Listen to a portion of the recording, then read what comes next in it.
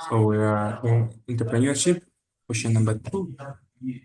You're a manager at Skona Limited, which has tendered to provide sporting shoes to Zambia soccer team and the future possibility to being the main supplier for the next 3 years. The contract will be secured once your business plan has been approved by the tendering committee. You are tasked to do a business plan.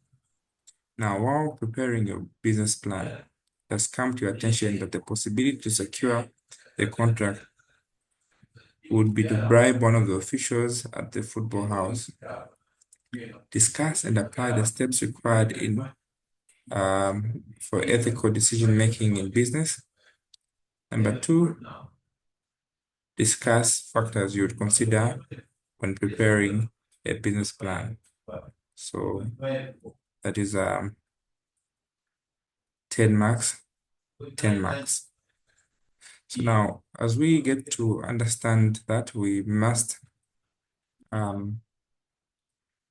look at ethical business making in our businesses. So what does ethical decision making process entail? Whenever you are conducting business, what are ethics?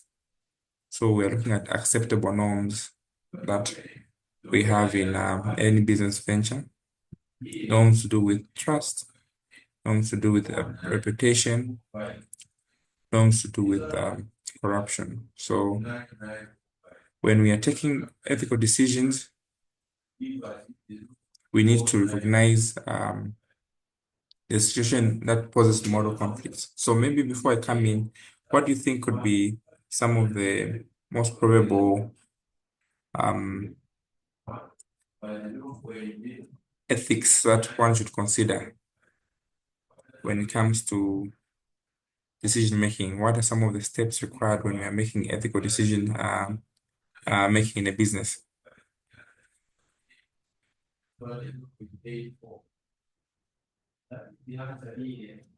I think some of the ethical decisions in business is whereby one needs to have integrity in Okay. business. They have to be honest. Mhm. And for every happening in the business, they need to have accountability and responsibility. I think some of those are some of the ethics I can think of. Okay. So, yes, we've talked about key terms there.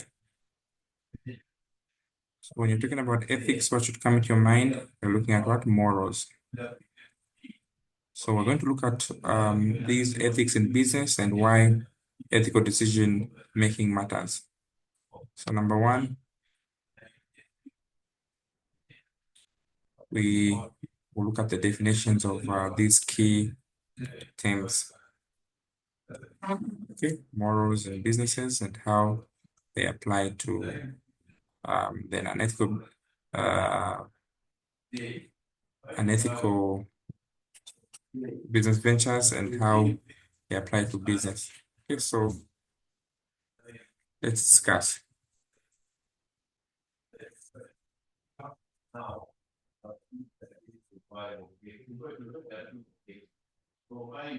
So when talking about ethics, by definition, we're looking at what? Moral principles that will help govern an individual's behavior in business or in commercial activities.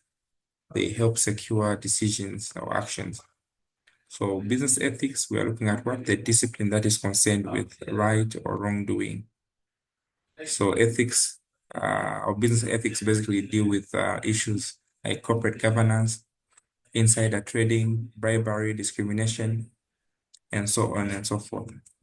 Some of the unethical behavior that we find in business settings include issues of fraud, bribery, favoritism, nepotism, misrepresentation. So when talking about fraud, we're talking about deliberately deceiving others to get financial gain. And bribery, we're looking at offering money or gifts or something of value to influence a certain decision. Favoritism, we're looking at granting unfair advantages to certain individuals or companies. Misrepresentation, we're looking at providing falsehood or misleading information to obtain what? Um, advantage. So, why is ethical decision making important when it comes to entrepreneurship or the field of business? So, ethical decision making is very important in any business sector because it maintains what? Integrity of a business. It will secure long-term relations and success. So here are some of the key reasons why it is important that ethical decision making will matter. Number one, it helps in building what? Trust. So where ethical practices are there, they will enhance trust with stakeholders. And who are the stakeholders? We're looking at customers, looking at partners, looking at investors and regulators. It also enhances what? Legal compliance. Legal compliance, so to help avoid um, legal repercussions like prosecution under the law through the anti-corruption. It will also ensure sustainability, and so ethical companies can tend to sustain operations because they have goodwill. Why is ethical decision making important? For reputation management, it will help maintain a certain ethical record and will strengthen a company's image and will make it more attractive. Okay. Then we go to issues to do with the,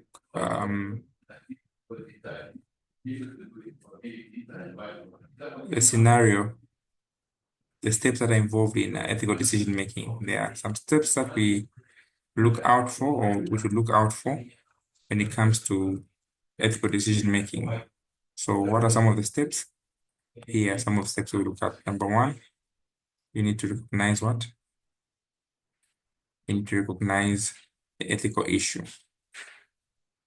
Number two, you need to gather information which is relevant. Number three, you need to identify the affected stakeholders. So these are some of the steps that are involved in ethical decision making. So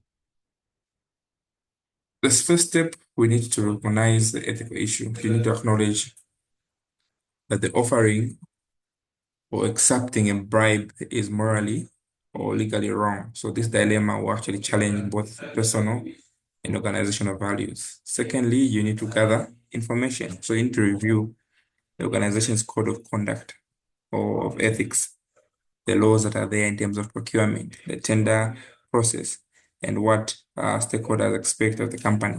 Step three, you need to identify what? The affected stakeholders. All right, so you need to consider how the decision will impact yourself, the professional integrity. Also, need to evaluate the possible alternatives that are there. What possible alternatives are there? Okay, some of the steps we have. Then you also need to evaluate the possible alternatives. Okay, what possible alternatives are there? You need to submit a competitive or honest proposal. You need to report any unethical practices to the anti-corruption. You need to consider the legal ethical implications and make an ethical decision. So these are some of the steps that we can consider when it comes to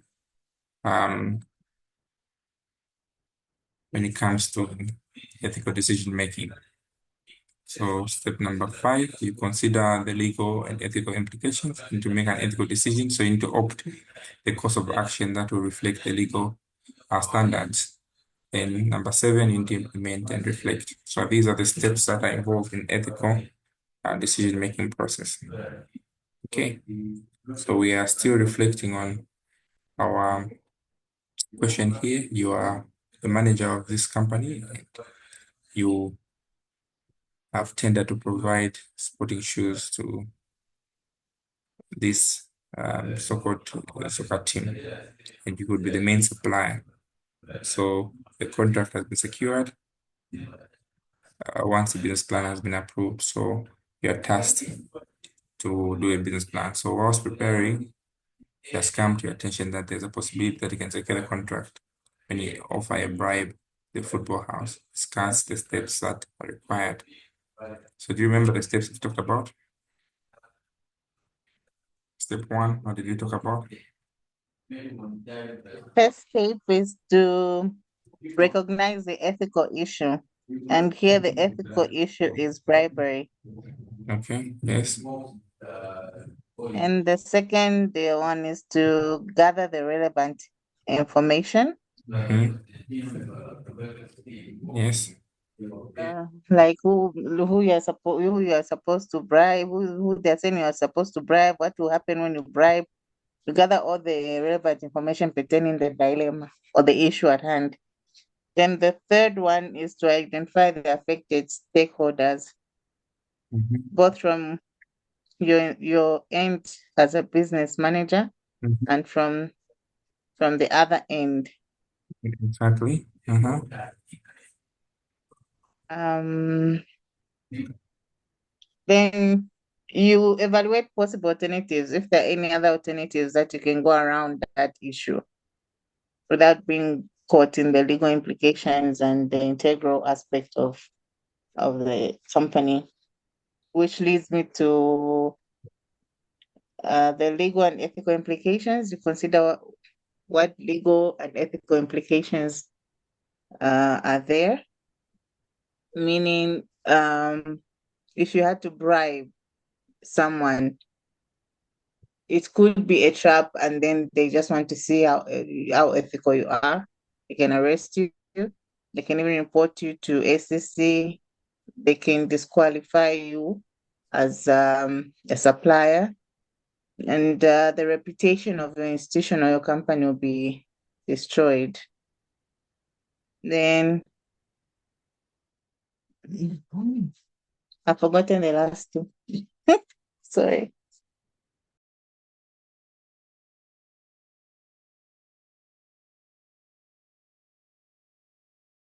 Yeah, you're explaining very well. So you can have beamed them. Yes. Oh, okay. And then the sixth one is to make the decision. You decide against a bribery and focus on the competition and the quality of what you are going to supply. It's better the product or the service speaks for the company rather than going the wrong way. Then you implement and reflect on the decision. Was it a good decision? Was it a good decision? What are positives and the negatives? Hmm.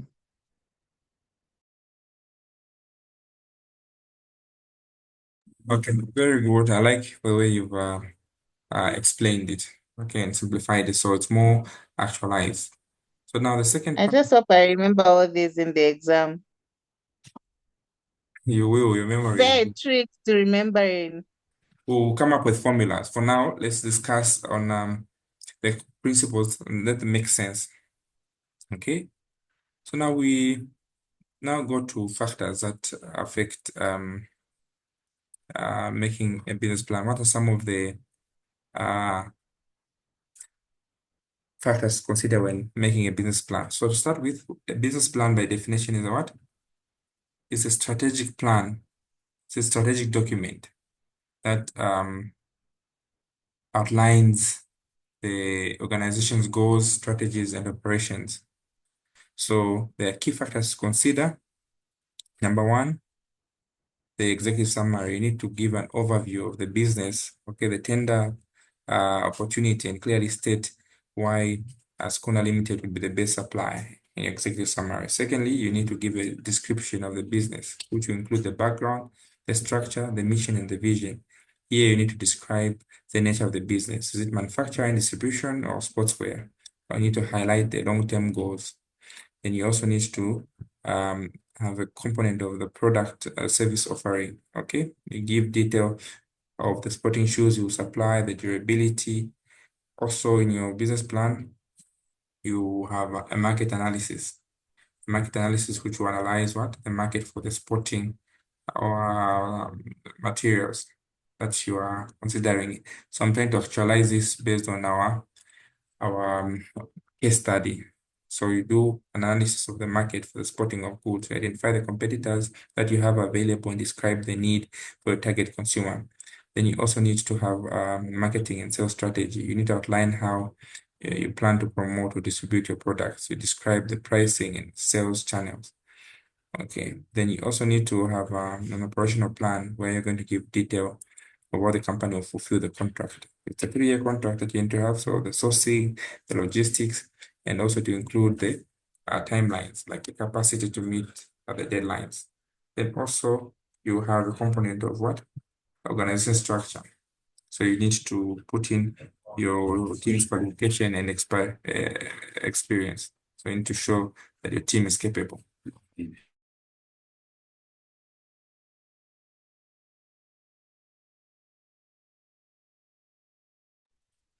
Okay, then you also need to have financial projections. Okay, in the financial projections, you're going to now show the revenue estimate, what costs you may incur, what cash flow statements you have, your break even, so that even as they are asking for a discount, they know what you are going to go within. Of course, they're not usually very true. You also do a risk analysis of potential risks that you may encounter, delays, okay, supply chain, how they'll be mitigated. So put in the legal and ethical compliance to demonstrate your adherence to regulations to do with procurement and ethical standards. Also, reassure the committee of your commitment to fair competition and quality delivery. Then conclude your business plan. Not only demonstrates your company's ability to fulfill, but also to showcase what ethical standing. So this is a 10-mark section of what components you can talk about when it comes to a business plan. So this was not you doing the business plan, but understanding the key issues to do with your business plan. Is that clear? Yes, it is. And you did emphasize that you need to know the business plan. So we also go now to aspect of social entrepreneurship. What is social entrepreneurship and what is involved in social entrepreneurship? Anyway, I talked about this in the earlier class today. What is social entrepreneurship and what are some of the elements of social entrepreneurship?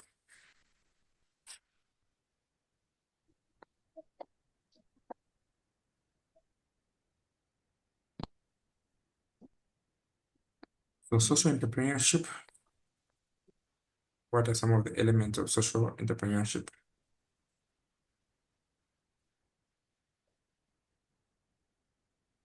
So social entrepreneurship is a process of identifying, starting, managing a venture or organization that seeks to address what? Social problems using innovative and sustainable ideas. So unlike the traditional entrepreneurship, here the goal is to ensure that you create social value rather than generating profit. So social entrepreneur comes from Bangladesh, its original Kriman, where this author thought of having entrepreneurs coming up with strategies that will meet social needs, like poverty alleviation, healthcare, and promoting education. So what are some of the elements involved in social entrepreneurship? The elements include the following. Number one, we talk about issues to do with social mission focus. So here the core focus is solving social problems like unemployment, equality, right? So we also look at the fact that even though profit is important, it is not the primary goal, it's secondary. Other element is innovation. So social entrepreneurs develop better models of addressing outstanding issues. So here innovation looks at using technology or distribution channels or community-based approaches to solving problems. Other component is that of sustainability. So here social enterprise must be financially, and self-sustaining to maintain its operations, right? And scalability and replicability. Social entrepreneurship models are designed to be scaled or replicable in different regions. So it must be done here and be replicable elsewhere. The other component is that it must have a measurable impact and a blended value. It must embed or embody entrepreneurial spirit. So by having a measurable impact, what do we mean? We mean that it must have a social um, must be based on a social change which will be achieved rather than a financial profit. It must have a blended value, so it must combine both economic and social value. So it must have entrepreneurial spirit. Unlike traditional entrepreneurs, social entrepreneurs are driven, they're risk takers. Okay, they're persistent. So these are the tenets of social entrepreneurship. Okay, take me through what are the 7 key tenets of social entrepreneurship elements.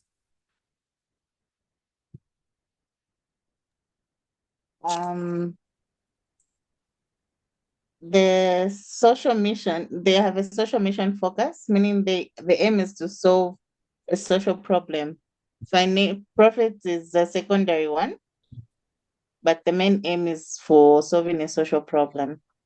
Then they should have, so there should be innovation. They develop better models, using tech and other issues. Then there should be sustainability. It must be financially stable, and there should be scalability and replicability, meaning they should be replicated in another place. If it's done here, it can be done exactly the same way elsewhere. And they have a measurable impact. On this one, I didn't quite catch the explanation very well. And they have a blended value, which combines economic value such as revenue, jobs, and investments with social value. And there's entrepreneurial spirit. Yeah. So now let's discuss the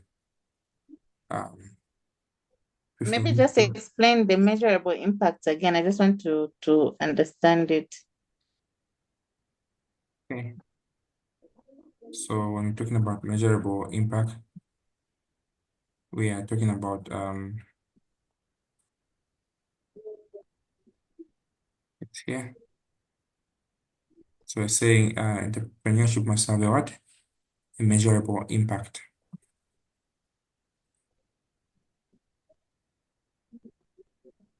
What do we mean by that?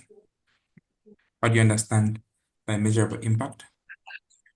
So we are looking at the aspect that success should not just be measured by profits, but it must be measured by the extent to which the enterprise will achieve a lasting social change.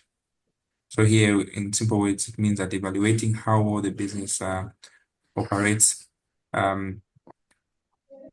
will be determined by how the business addresses those social needs. So the measurable impact here involves tackleable goals using indicators like performance. They can both be quantitative or qualitative. So the measurable impact can come in terms of improved life standards, education, healthcare, environmental restoration. Okay, so those are the measurable impacts that we're talking about, the parameters, the matrix. Right, so Okay. we go to last question. So discuss the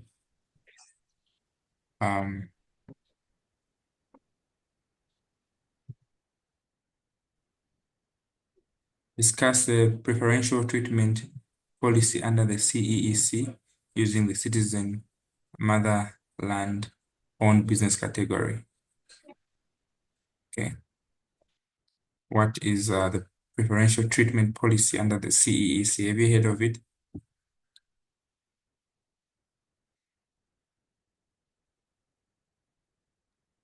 Yes, I think so, if I can remember correctly. Is this the one which looks at maybe the selection criteria as to who they give loans to, and like they prefer those who are like, for example, like those who have land, like they're Zambians and they have land, or they're foreigners and they want to acquire land and something like that. Yes, yes, yes, yes. Which one they prefer to give loans to or something like that. Yeah. Well, under the Act of 2006, the main goal was to promote economic participation of our indigenous citizens, especially the marginalized groups in key sectors of the economy. So one of the tools that CEC sought to achieve was to have a goal of preferential treatment policy. So the features of this policy were reserved to the following. Number one, you mentioned some of them in terms of target groups, so in terms of um, reserved areas, reserved areas that exclusively looked at Zambians or Zambian-owned companies, like the SMEs, okay? Priority which was given to procurement, awarding contracts, especially when it came to pricing, the targeted groups being the youth, the women, the disabled. The other areas that it had was the low interest loans grants, okay? It also looked at, or looks rather, at empowerment of certain zones, okay? Zones to do with infrastructure and also supporting beneficiaries in training and linking them to sustainability. So this is what we, in a nutshell, are looking at in terms of the features of this preferential treatment. Okay, so the objectives basically are to increase what? Citizenship, control of economic resources, and create employment to Zambians through Zambian-led enterprises, and also to reduce what? Economic inequality. So this is the main objective behind. So you can give an example of the rural youths in Changombo who have cooperatives now in poultry. CEC is giving them grants, okay, to kickstart and propagate the agricultural sector. So this preferential treatment policy under CEC is an empowerment mechanism, in fact, that they're using to encourage inclusive economic development by indigenous Zambians, especially the marginalized groups, and they're giving priority to economic opportunities, to public contracts, and giving them financial support. So this is um, with regards to preferential treatment. Okay, so we've done two questions again. So we end here. Before you end, I've got a question. Can you hear me? Yes, I can. Okay, so apart from the social entrepreneurship, which other types of entrepreneurships are there? Apart from social entrepreneurship, what type of other Yes. entrepreneurs do we have? Can somebody answer that?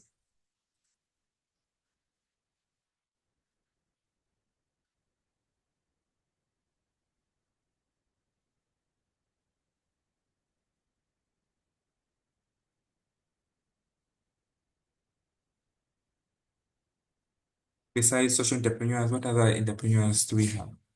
We have innovative entrepreneurs.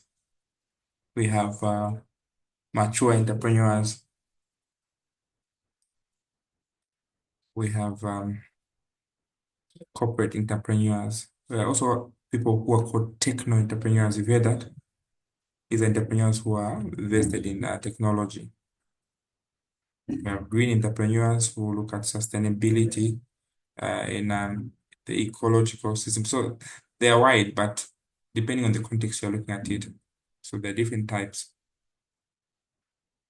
innovative entrepreneurs, mature entrepreneurs, techno entrepreneurs, social entrepreneurs, green entrepreneurs, cultural entrepreneurs. They promote art.